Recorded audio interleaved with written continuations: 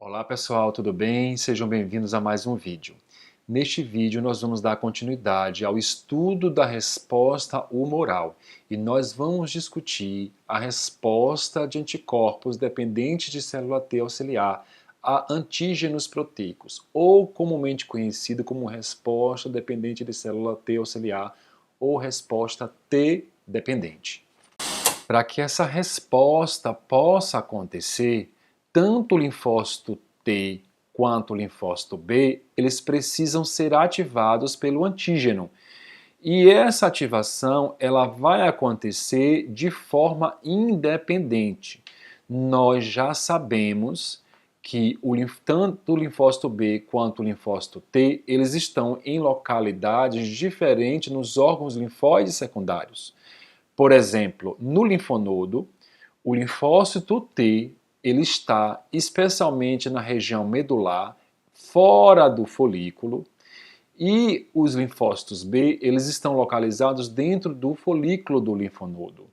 No baço, a mesma coisa. O linfócito T se localiza nas regiões periarteriolares, na região que envolve completamente a arteríola central, como a gente pode observar nessa figura, aonde você pode ver ali a polpa branca, e dentro da polpa branca, na região central, a arteríola periarteriolar, aonde você tem uma malha ou uma bainha de células T. E também no baço você também pode encontrar folículos, aonde se encontram os linfócitos B dentro dele. Bom, a ativação do linfócito B, as vias de ativação já foram discutidas num vídeo anterior dentro desse mesmo tópico. Reparem que o linfócito B ele se encontra no folículo primário. O folículo primário ele é diferente do centro germinativo, ou também conhecido como folículo secundário. É necessário entender essa diferença. O folículo primário é onde se encontram somente os linfócitos B naive, aqueles linfócitos que não tiveram experiência com antígeno. Já o folículo secundário ou centro germinativo é aquele folículo aonde se encontram os linfócitos B efetores, que já sofreram ativação, estão sofrendo expansão clonal, diferenciação em plasmócitos produtores de anticorpos. Então, a ativação do linfócito B vai ocorrer através do reconhecimento do antígeno pelo seu receptor antigênico, que é um Ig de membrana, podendo ser IgM ou IgD. E após o reconhecimento do antígeno, esse antígeno ele é internalizado, processado via endossoma-lisossoma e apresentado no MHC2, de classe 2. Se você ainda não viu a aula, os vídeos sobre MHC de classe 2 que são em tópicos anteriores, volte lá para que você possa assistir e entender melhor sobre o MHC. Está aqui postado no canal. Por outro lado, o linfócito T vai ser ativado em um local e de forma independente do linfócito B. No caso do linfonodo, o linfócito T ele está localizado na medula do linfonodo, aonde também se encontram as células dendríticas. No caso do baço, o linfócito T está localizado na bainha periarteriolar da arteríola central da polpa branca, onde também se encontram as células dendríticas. As células dendríticas elas têm a capacidade de fazer o reconhecimento do antígeno proteico, fazer a sua internalização, processamento via endossoma-lisossoma, a apresentação no MHC de classe 2. E aí, dessa maneira, ela consegue fazer a ativação do linfócito T. Isso acontece dessa maneira tanto no linfonodo quanto no baço. Então, a gente já pode tirar uma conclusão inicial aqui. A resposta T-dependente, ou seja, a resposta a antígenos proteicos T-dependente, só vai ocorrer após a ativação tanto do linfócito B quanto do linfócito T.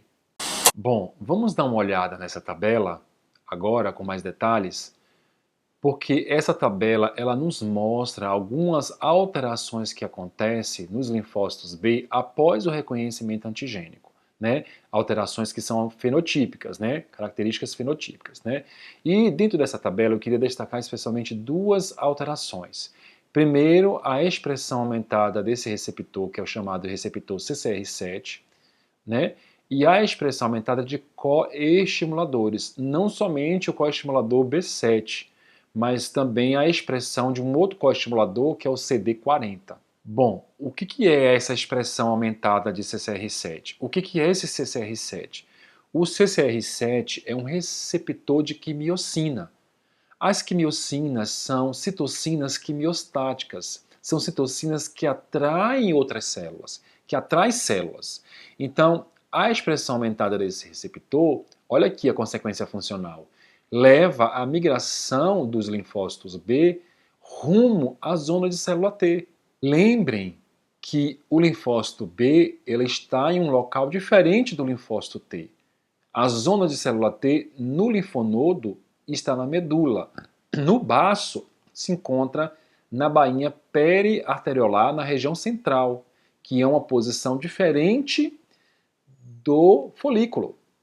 Então, ao aumentar a expressão de CCR7 desse receptor, vai atrair o linfócito B em direção à região onde se encontram as células T.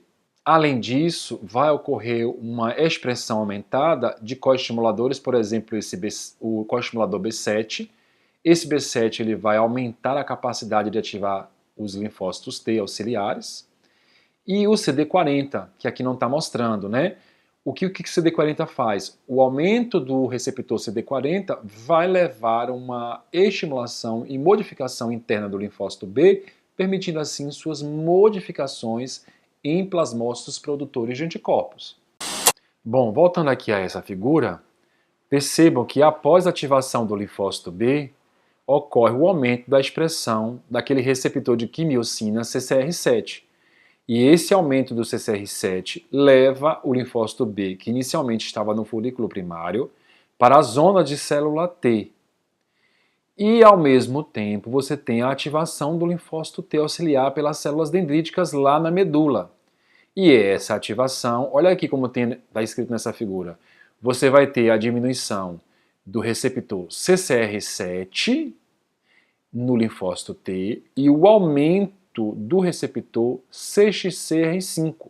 Esse receptor CXCR5, com sua expressão aumentada no linfócito T, ele vai levar à migração do linfócito T auxiliar em direção ao folículo onde estão as células dos linfócitos B. E essa migração contrária do linfócito B do folículo para a medula ou a zona de célula T e do linfócito T da zona de célula T ou medula para o folículo, essa migração contrária leva ao encontro do linfócito B com o linfócito T. E esse encontro, o linfócito B, apresenta o antígeno via MHC de classe 2 para o linfócito T, que faz o reconhecimento pelo seu receptor de célula T.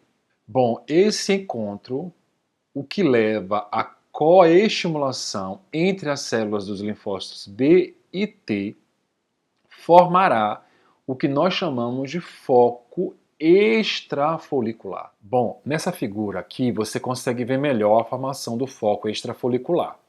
O foco extrafolicular é uma região fora do folículo, por isso que se chama extrafolicular, aonde tem início a resposta humoral.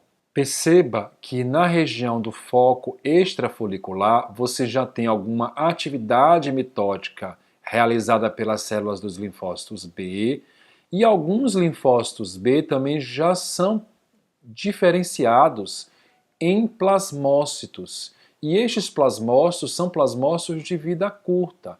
Por que são plasmócitos de vida curta, professor? Porque eles não produzem ainda anticorpos de alta afinidade para o antígeno. E esses anticorpos produzidos aqui por esses plasmócitos de vida curta, eles vão contribuir para a formação de imunocomplexos. O que é o imunocomplexo? Lembre lá, é quando você tem o anticorpo ligado ao antígeno.